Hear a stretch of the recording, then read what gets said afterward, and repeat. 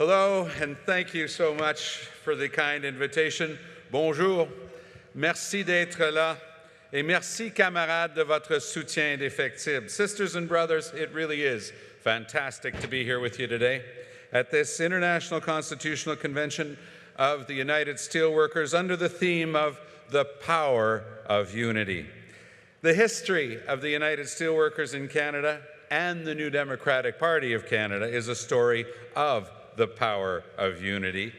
For 55 years, New Democrats have been proud to stand with steelworkers. Together, we fight to defend good-paying jobs, workers' rights and pensions, and to make sure CEOs and big corporations start to pay their fair share.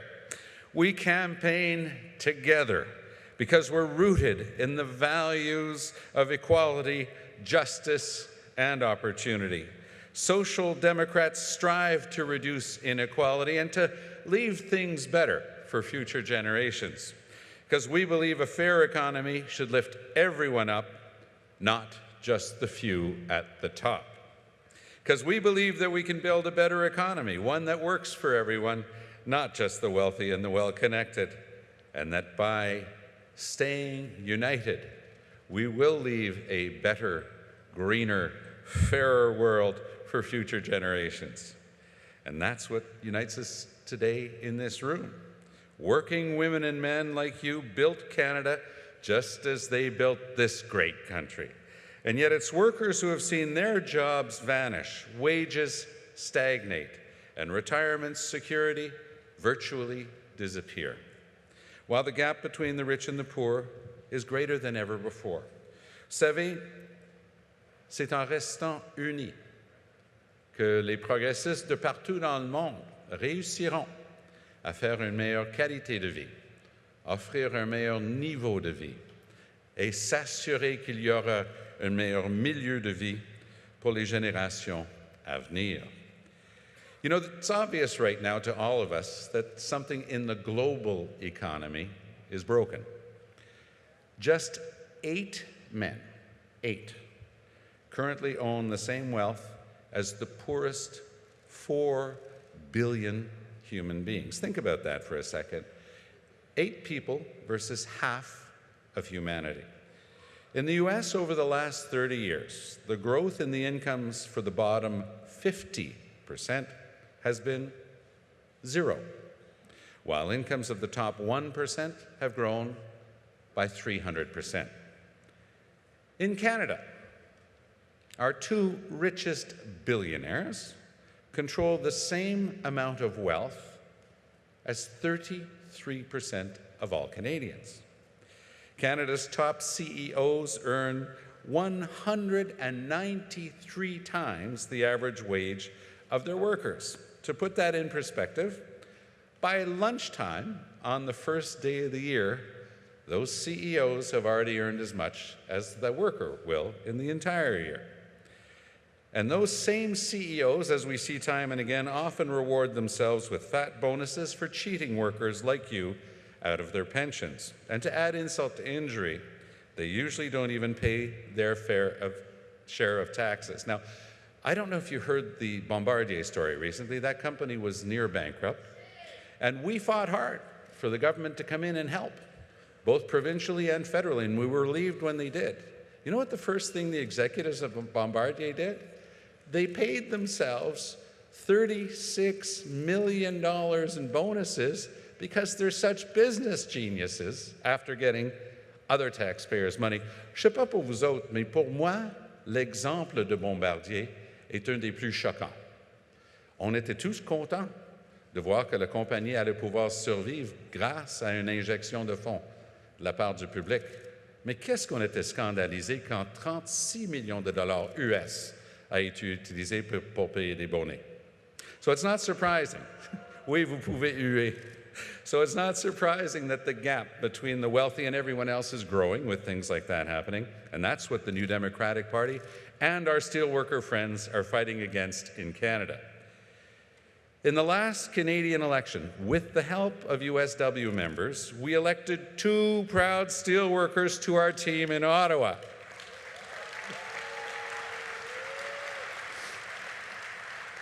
So we don't just stand and fight alongside steelworkers. We are steelworkers.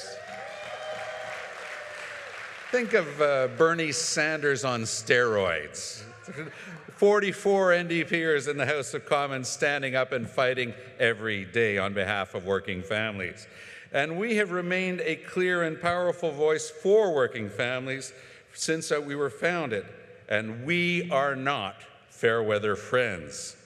You know, we've always been there. As Andrea said, we created Canada's system of free, universal public medical care. And we are so proud that we created the Canada Pension Plan, and we're going to be there every step of the way. Grâce à notre ami Jack Layton, on a vu qu'avec la vague orange de 2011, pour la première fois, on est devenu l'opposition officielle à Ottawa parce qu'au niveau des valeurs, l'ensemble des Canadiens sont des progressistes et ils souhaitent vivement qu'on soit là pour les familles, pas juste au temps des élections. C'est ça que Jack Layton nous a appris. You know, we are there. That's who we are, working to protect pensions so Canadians can retire in dignity, championing diversity, inclusion, and welcoming refugees and immigrants, fighting for gender equality and women's rights, fighting for LGBTQ rights. We supported gay rights and gay marriage 30 years ago. We can be proud of that. We forced the federal government to make gay marriage and the law across all of Canada in 2005, long before other countries. And we have introduced a full trans right bill in every parliament since 2005. You know, we just heard from Ontario leader Andrea Horwath, and you saw that she's an incredibly strong leader who's fighting every day for good jobs and real opportunities and a more affordable life for every Ontarian. And on Monday, the provincial election in British Columbia got underway, and our leader, John Horgan's been campaigning nonstop with the help of steelworkers and others in the labor movement. And you know what? On May 9th, our third largest province will go orange with the NDP. Our message is resonating because for too long, the old establishment parties have been putting well-connected insiders first and asking workers and families to settle for less. The Conservatives are using hateful rhetoric and dog whistle politics to divide people, while our neoliberal party was elected with high hopes of real change. Canadians are facing the disappointing reality of a government that seems to be governing again on behalf of themselves and the wealthy few at the top. But he has nice hair, you're right. The Liberals campaigned on a promise to close the stock option tax loophole for CEOs, but broke that billion-dollar promise as soon as they won government. Now they're selling millionaires and billionaires exclusive access to the Prime Minister and letting the private interests of wealthy insiders set their government agenda. And they're pursuing the same wrong-headed trade deals and policies that have been destroying your good jobs for decades, and it's high time it stopped. Canada has lost nearly 50,000 good-paying manufacturing jobs since the Liberals came to power, and there are 1.3 million Canadians unemployed. A lot of talk about the trade agreements. Well, I'll tell you right now, the Liberals have been with the Conservatives in favor of NAFTA all along. Sometimes they talked against it, but they never did a thing. So here's a bit of advice, because the NDP actually does have a position on the NAFTA.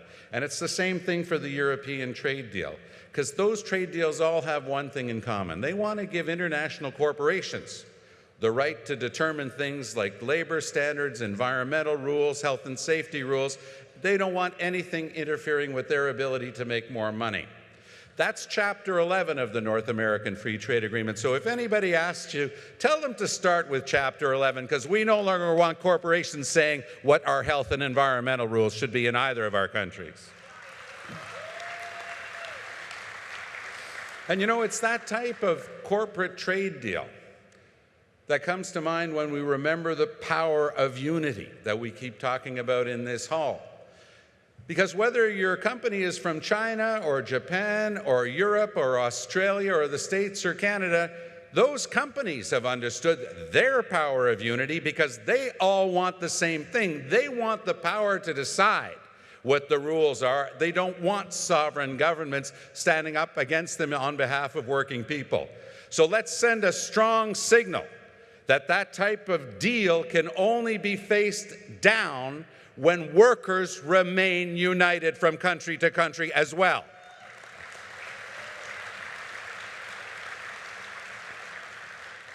And like in the US, defined benefit pensions are under attack, as we heard many brothers and sisters go to the microphones before and talk about it. That's why New Democrats are fighting back, like you've been fighting back for 75 years. And we're standing up for steelworkers while we're in Ottawa because our MPs have fought tirelessly to protect the interests of Hamilton's Stelco workers in sale negotiations right now. The retirement security of 20,000 workers and pensioners are at stake, and it is more critical than ever that we do everything we can to fight for those pension rights. Because pensions are not a gift from a company. They are compensation earned and deferred by workers that put their blood and sweat into that company's success. They are negotiated in good faith, and workers deserve a government that won't let companies like US Steel off the hook. But again, our Prime Minister promised to help current and future Stelco pensioners when he needed their votes. He talked a good game, but the Liberals have done nothing since to help workers and pensioners when everything is on the line. Tracy Ramsey, our extraordinary new MP and trade critic, has been taking on the Liberals and pushing for action against steel dumping, especially from China, which is threatening the steel industry, costing Canadians tens of thousands of jobs, and it's the same thing here in the States, and threatening pensions for workers. China's unfair trade practices are hurting Canada's trade situation and our steel industry. Think about it for a second. We all know what economic dumping is, and the rules of those international agreements deal with that. But countries like China know how to get around that. We all know what social dumping is. We would never allow a product in that was made by slave labor. But why is it that Chinese steel is allowed to come in when on the environmental level there is dumping? When you're allowed to use your air, your soil, and the water as an unlimited free dumping ground, and you can start selling your steel. Look, I'll use a nice Canadian image for this. If you're trying to play a hockey game, but the rink is tilted towards your own goal, it's not a fair fight. It's time we insisted on an even playing field in trade with China on steel.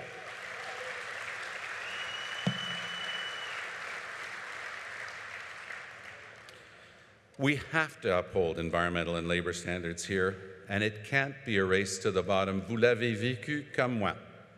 C'est trop souvent un nivellement vers le bas qu'on a vu depuis les 30 dernières années avec les ententes internationales. Il est temps que ça cesse, et c'est avec la manière de voir les choses unies dans une salle comme ici aujourd'hui qu'on est capable de regarder l'avenir avec espoir. Canadian Chambers of Commerce and local chambers have also urged the government to act, but they won't do a thing. But like the Conservatives before them, the Liberals won't, because they don't believe in going against the free trade rules that they've been pushing for years. Time and again, they've failed to stand up for the steel sector. Time and again, they've been more interested in protecting the well-being of profitable corporations than the well-being of your families. But we know it doesn't have to be this way. We know that with hope and optimism and political will, a strong labor movement, united with New Democrats together, can build an economy that lifts everyone up, not just the few at the top.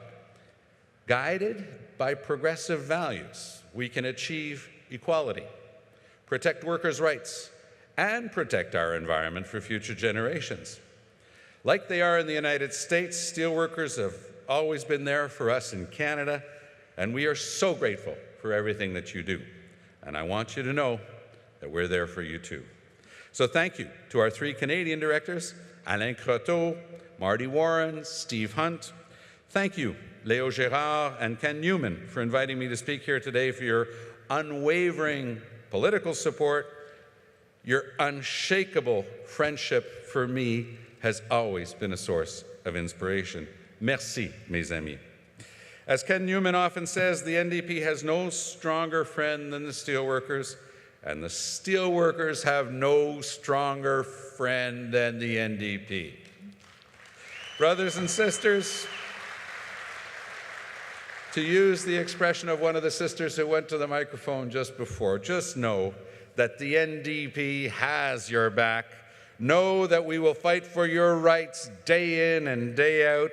It's an honor to stand with you in this fight. Merci, thank you, la lutte continue. Merci.